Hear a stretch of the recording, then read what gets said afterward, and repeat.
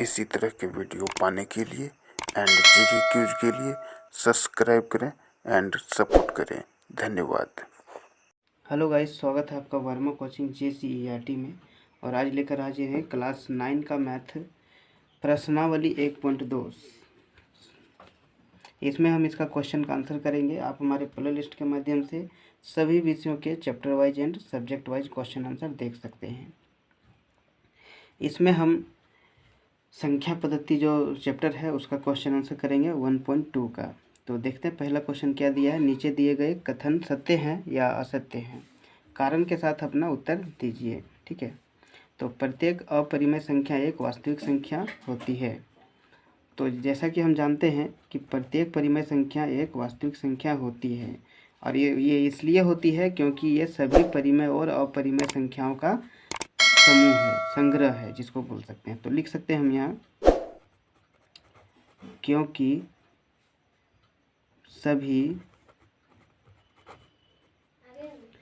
सभी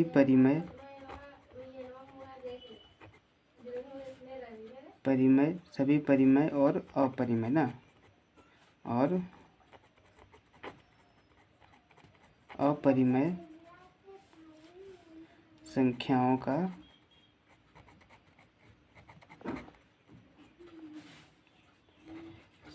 का समूह है। ठीक है, ये हमारा उत्तर का कारण हो गया। ठीक है, अब दूसरा देखते हैं कि संख्या रेखा का प्रत्येक बिंदु √m के रूप में होता है, जहां m एक प्राकृत संख्या है।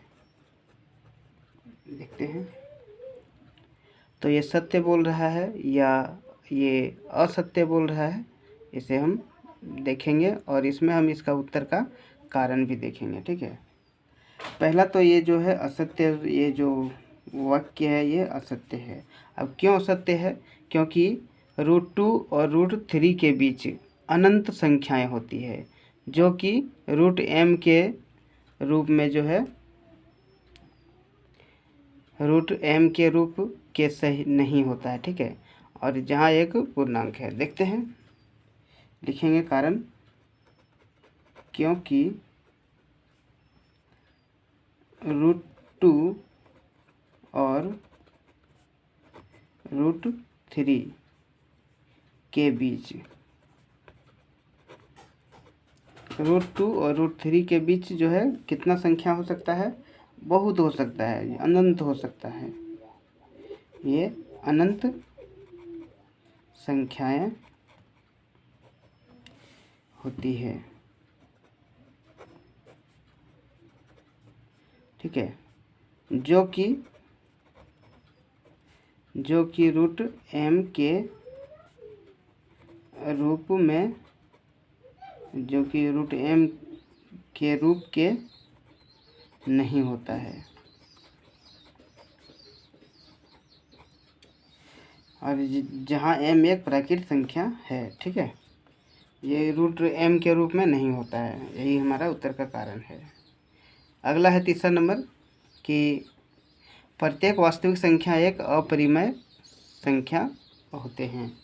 तो अभी हमने कहा कि वो वास्तविक संख्या में परिमेय और अपरिमेय, ठीक है, सभी संख्याएं होती है। तो ये सिर्फ बोलता है कि अपरिमेय होते हैं, तो ये असत्य बोल रहा है। याद रखेंगे कि अपरिमेय वास्तविक संख्या जो है उसमें परिमेय संख्या भी होगा और अपरिमेय भी होगा, धनात्मक भी होगा और ऋणात्मक भी, पूर्णांक भी होगा। ठीक है, असत्य, क्योंकि लिखेंगे क्योंकि वास्तविक संख्या जो है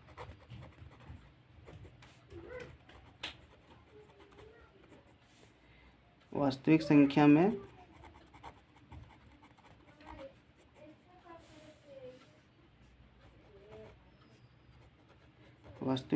में परिमेय संख्या भी होते हैं।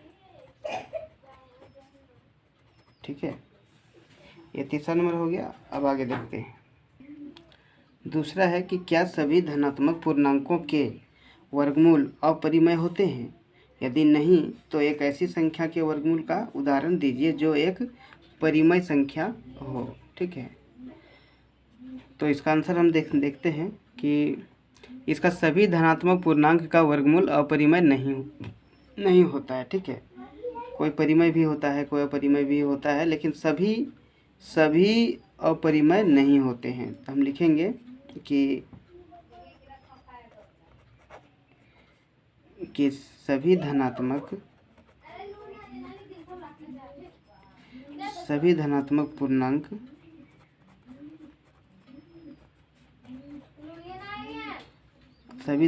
पूर्णांक के वर्गमूल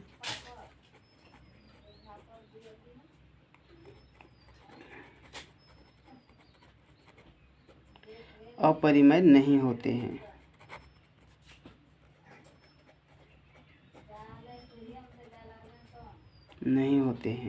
ठीक है, जैसे हम लोग एक एग्जांपल लेके देखते हैं। ठीक है, जैसे दो जो है एक परिमेय संख्या है। दो एक परिमेय संख्या है, इसका तो वर्गमूल अपरिमेय तो हो नहीं सकता है। ठीक है, आइए देखते हैं आगे तीसरा नंबर। दिखाइए कि संख्या रेखा पर रूट 5 एक किस प्रकार के निरूपित किया जा सकता है। दिखाइए कि संख्या रेखा पर रूट 5 को किस प्रकार से निरूपित किया जा सकता है, ये मेन क्वेश्चन है। ठीक है, तो चलिए इस वीडियो में आप लोग को बहुत ही अच्छे समझाने वाले हैं, ध्यान दीजिएगा।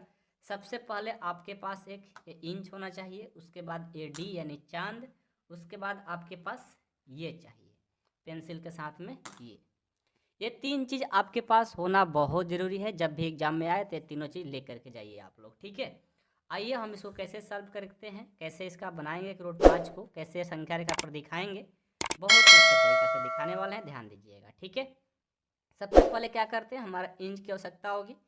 इंच लेते हैं और एक लाइन ड्रॉ करते हैं। ठीक है, एक लाइन खींचते हैं, ये देखो एक हमने लाइन खींचा। ओके, और एक एक डिस्टेंस यानी एक इकाई पर इसको कट करेंगे। सबको करना आएगा। चलो इसको हम यहाँ से स्टार्ट करते हैं, यानी 0 से स्टार्ट होगा।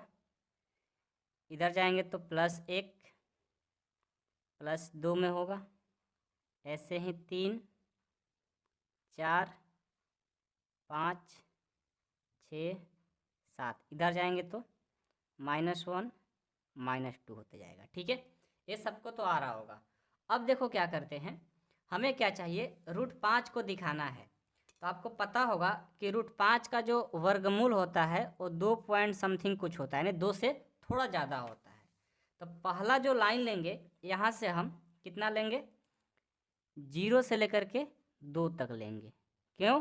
क्योंकि रूट 5 का वर्गमूल आपको पता है ना कि 2 से कुछ ज़्यादा होता है। ठीक है, तो यहाँ से हम पहला लाइन लेंगे। तो हम क्या करते हैं कि यहाँ से यहाँ एक लाइन खींच लेंगे, कहाँ तक, 2 तक। और 2 से कितना करेंगे, 1 इकाई। 2 से कितना, 1 इकाई यानी 90 डिग्री पर एक लाइन खींचेंगे। आपको बातें समझ में आएगा, बस ध्यान दीजिएगा। ठीक है ना, पहले आपको बता रहे हैं कि यहाँ से यहाँ तक हम क्यों मापे हैं, क्योंकि रूट 5 का जो वर्गमूल होता है 2 के समथिंग कुछ होता है। ठीक है, 2 से थोड़ा सा ज़्यादा होता है, इसलिए हम 0 से लेकर के 2 तक ले रहे हैं। अब 2 तक क्या करेंगे, चांद लेकर के यहाँ से एक 90 डिग्री का लाइन खींचेंगे। ठीक है, ये देखो अच्छे से नापना, 90 डिग्री। 90 डिग्री कहाँ बनाएगा, यहाँ पर। ठीक है, अब क्या करेंगे, इसको मिला देंगे। अब बताइए तो 90 डिग्री यहाँ से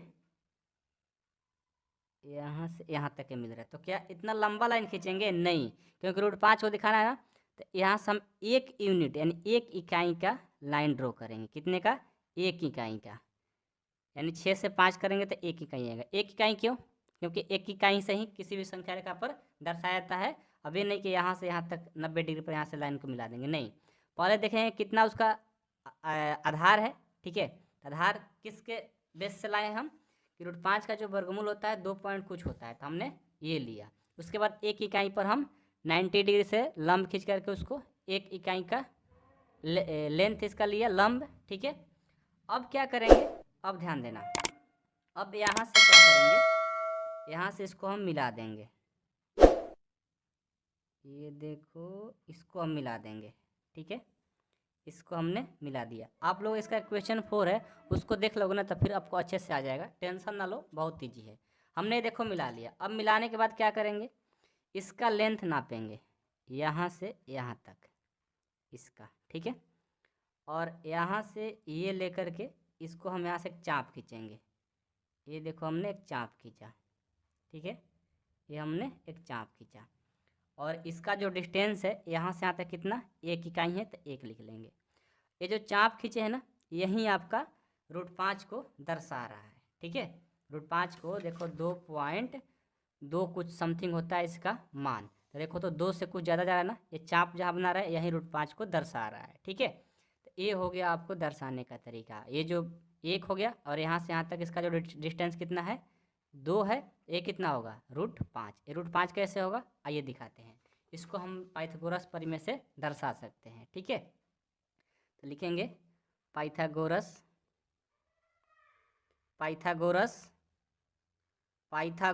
परिमेय से दर्शाएंगे। तो पाइथागोरस परिमेय से हम इसे फाइंड कर सकते हैं। कैसे, देखो पाइथागोरस परिमेय का फॉर्मूला होता है कि कर्ण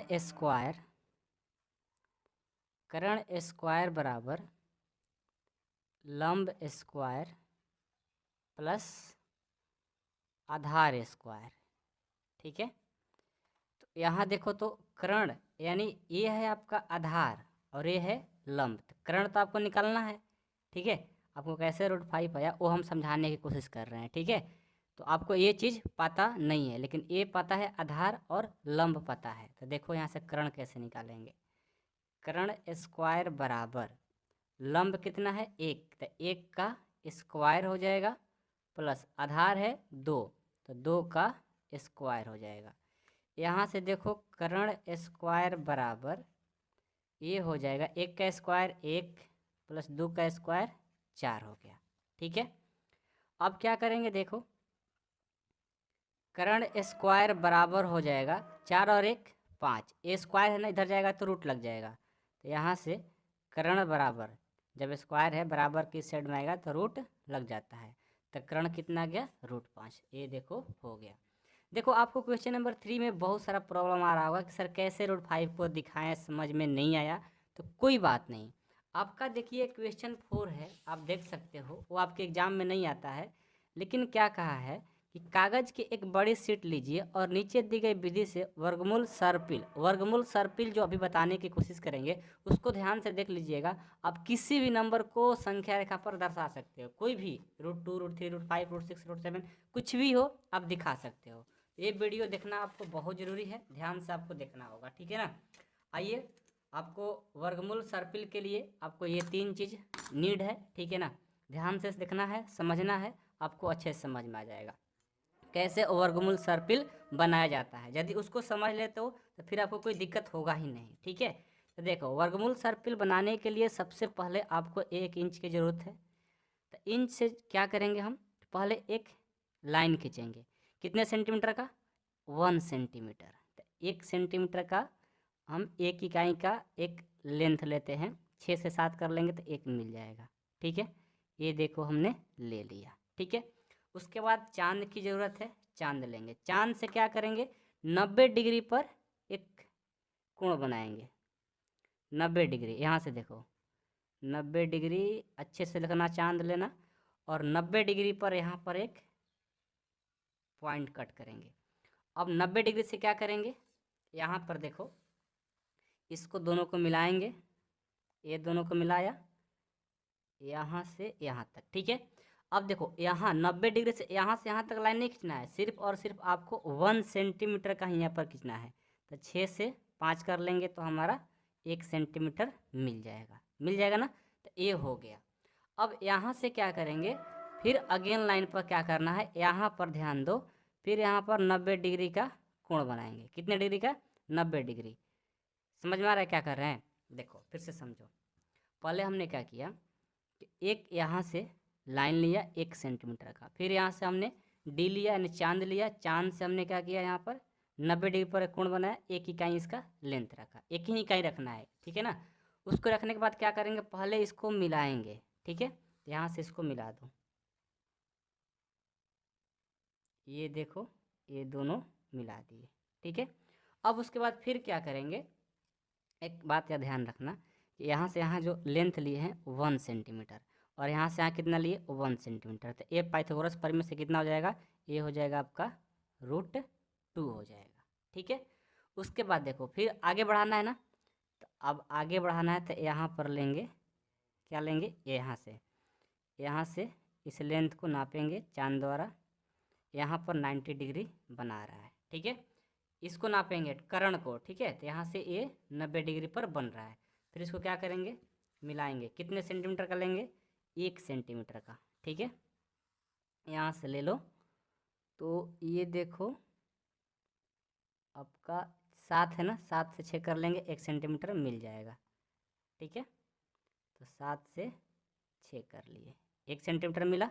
अब इसको क्या करेंगे, फिर यहाँ से इसको मिला देंगे, इसको मिला देंगे, ठीक है। तो यहाँ से ए हुआ 1 सेंटीमीटर और ये √2 है, तो कितना हो जाएगा, ये हो जाएगा √3। फिर आगे बढ़ाएंगे, यहाँ से लेंगे 90 डिग्री पर फिर कट करेंगे, 90 डिग्री पर यहाँ से देखो हमने कट किया, तो 90 डिग्री कहाँ मिलेगा, यहाँ पर।